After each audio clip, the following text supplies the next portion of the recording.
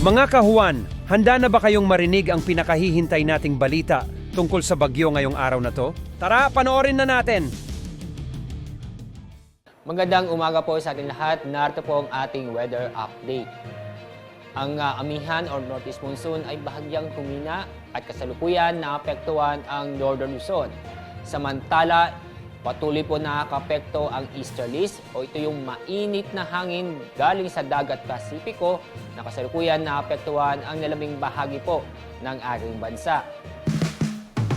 Mag-subscribe at i-click ang notification bell para laging updated sa mga araw-araw na balita tungkol sa bagyo sa ating bansa. Salamat sa inyong suporta mga kahuan. Enjoy the good weather. Abangan ang aming next bagyo update video.